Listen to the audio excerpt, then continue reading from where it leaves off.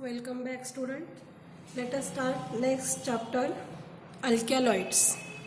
Okay, alkaloids are organic nitrogenous bases found mainly in plants and also in microorganisms and animals.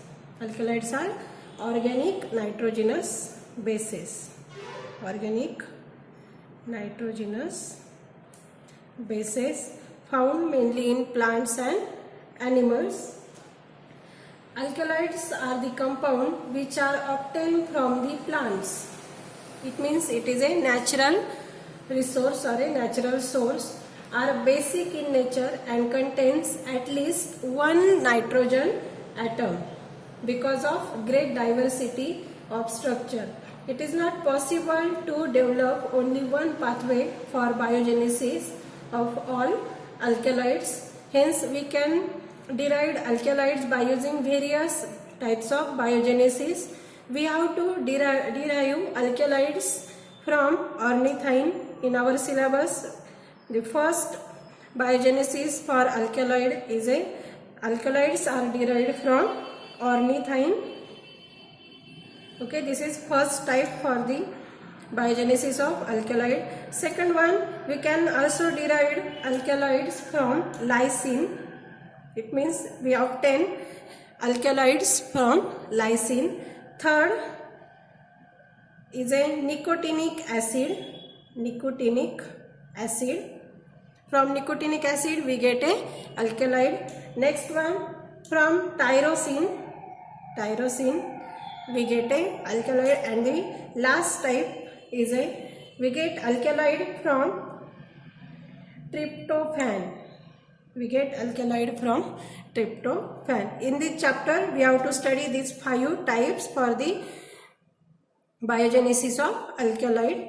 First type is alkaloids derived from ornithine. Second one, alkaloids derived from lysine. Third one, alkaloids derived from nicotinic acid. Next one, alkaloid obtained from tyrosine. And last one is alkaloid derived from tryptophan. Let us see one by one. First type, alkaloids derived from ornithine. Ornithine. Okay. First of all, we have to know the structure of ornithine. The structure of ornithine is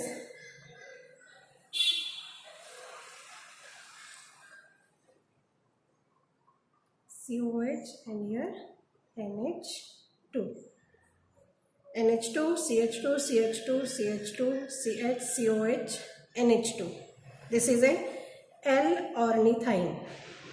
L-ornithine, or we can shortly abbreviate as L or. Okay, this is a L-ornithine structure. This L-ornithine is a non-protein amino acid.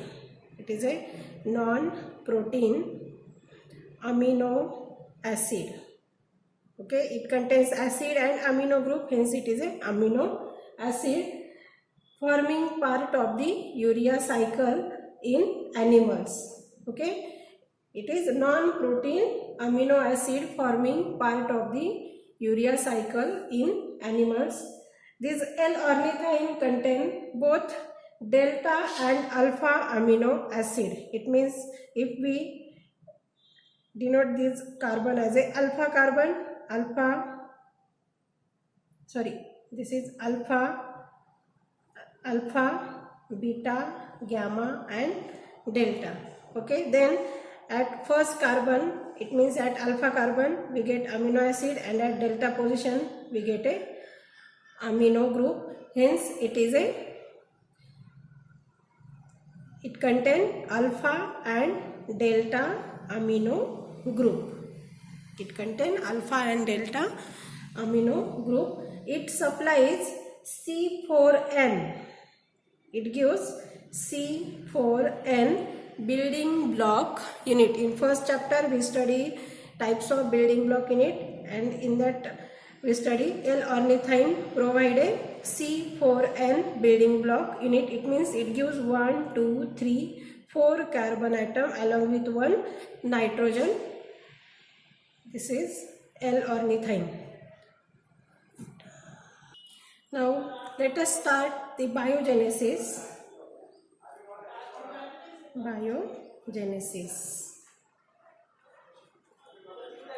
First example of biogenesis is L-ornithine. L-ornithine. It's converted into N-methyl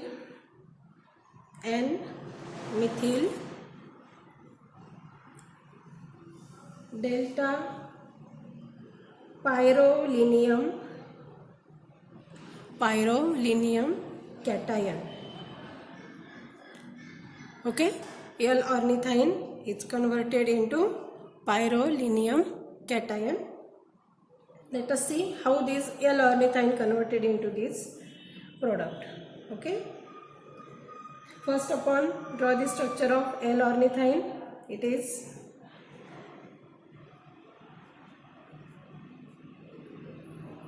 gives us C4N building block unit, NH2, CH2, CH2, CH2, CH, COH, NH2. This is L-ornithine. When this L-ornithine treated with urea cycle, this process done in animal body, okay, or in an animal, L-ornithine is converted into a L-arginine. Okay, first upon I here draw a structure of L-arginine, double bond NH, here NH,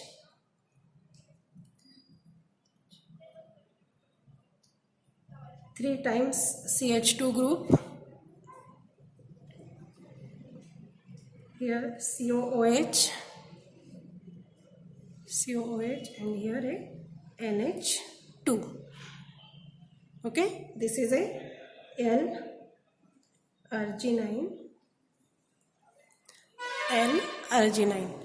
Okay, what happened when L-ornithine reacts with urea cycle? It converted into L-arginine in animal body. Okay, this L-arginine undergoing decarboxylation in presence of PLP. PLP means pyridoxal phosphate.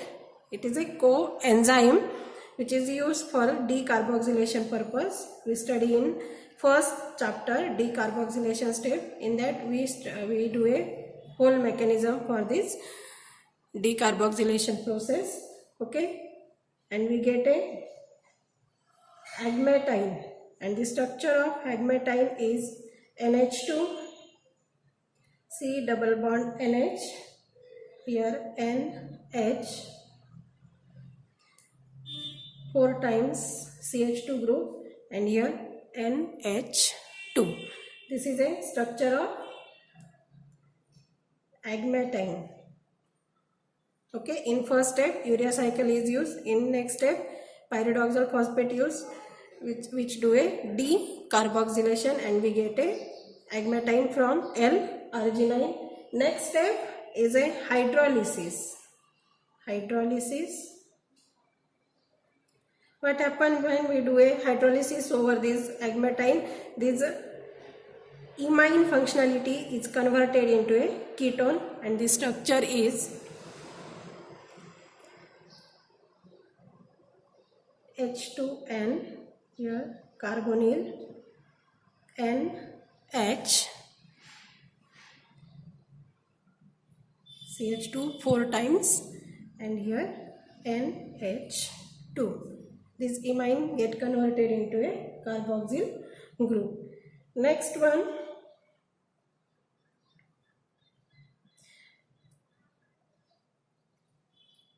next step is a hydrolysis of urea.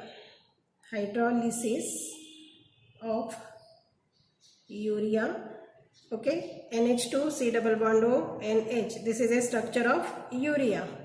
Okay, and when we do a hydrolysis of this urea, then this carbonyl and nitrogen bond get break down.